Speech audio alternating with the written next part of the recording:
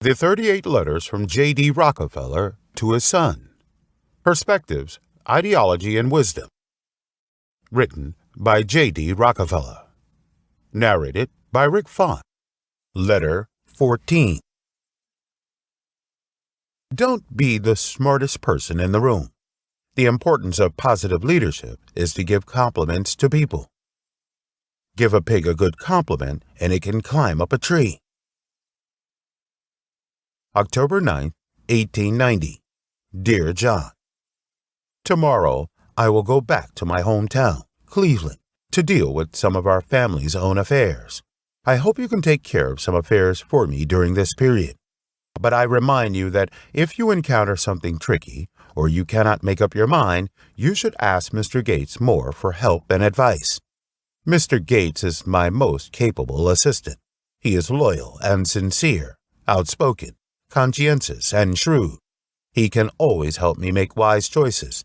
I trust him very much. I believe he will be of great help to you. The premise is that you have to respect him.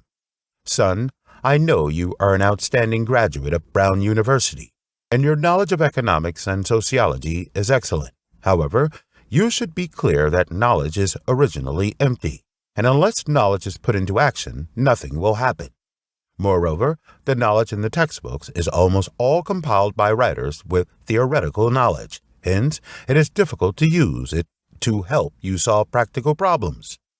I hope you can get rid of your dependence on knowledge and learning. This is the key to your smooth journey in life. You need to know that learning itself is not very good. Learning must be used to make it work. To become a person who can use what you have learned, you must first become a person with practical ability. So where does the ability to practice come from? In my opinion, it is hidden in hardship. My experience tells me that walking a difficult road, a road full of hardships, misfortunes, failures, and difficulties, will not only build our strong character, but also the ability to implement great things that we rely on will come into being. Those who climb out of the mist of suffering know what it means to find ways and means to save themselves. To endure hardship deliberately is one of my beliefs of success.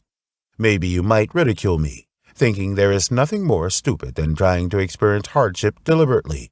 No, people who have no experience with misfortune are unfortunate. A lot of things come and go quickly.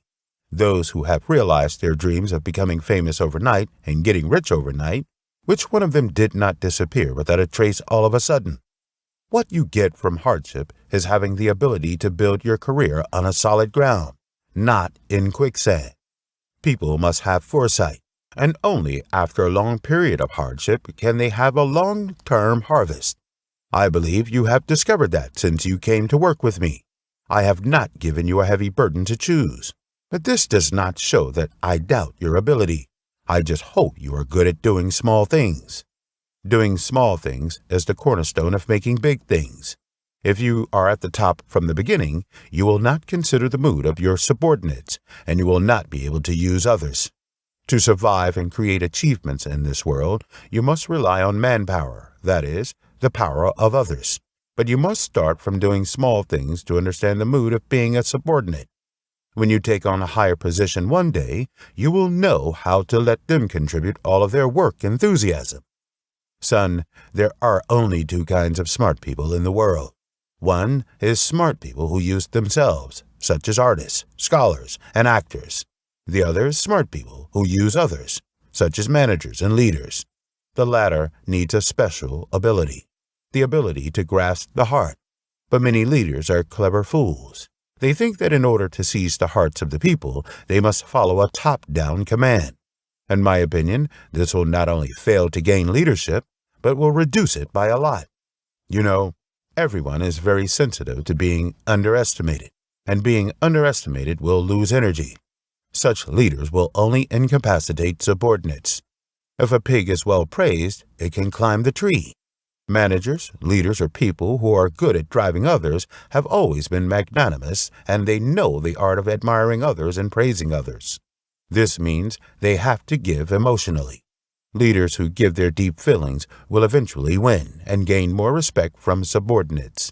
People without knowledge are ultimately useless. but those with knowledge are likely to become slaves of knowledge. Everyone needs to know that all knowledge will be transformed into preconceived notions, and the result will be one-sided conservative psychology, thinking that I understand, and society is like this, with the prejudice of understanding. There will be a lack of interest in knowing, and if there is no interest, it will lose the motivation to move forward, and only boredom is left waiting. Therefore, not understanding will lead to success. However, under the control of self-esteem and sense of honor, many knowledgeable people always find it difficult to don't understand, as if asking others for advice, saying that they don't understand is a shameful thing, and even regard ignorance as a sin. This is trying to be smart, and they will never understand this great motto. Every opportunity that we don't understand will become a turning point in our lives. A person who is smart is a fool, and a person who knows how to play a fool is really smart. If smartness is regarded as a criterion for reaping benefits, then I am obviously not a fool. To this day, I can clearly remember a scene of pretending to be stupid. At that time, I was thinking about how to raise $15,000, and I was thinking about it when I walked on the street. Interestingly speaking, just as my mind was flashing with the idea of borrowing money, a banker blocked my way. He whispered from the carriage, "Do you want to spend $50,000, Mr. Rockefeller?" Am I lucky?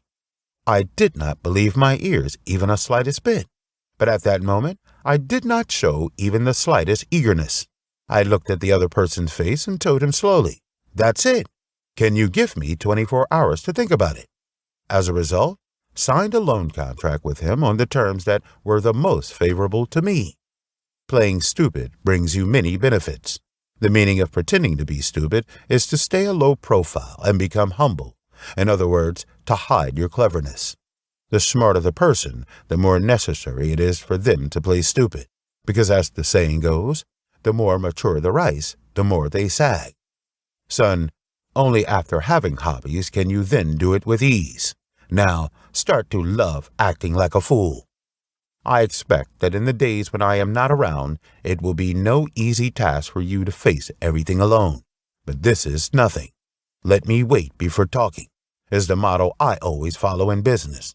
I always have a habit of thinking before making a decision. I always think and judge calmly. But once I make a decision, I will implement it without hesitation. I believe you can do it too. Love, your father.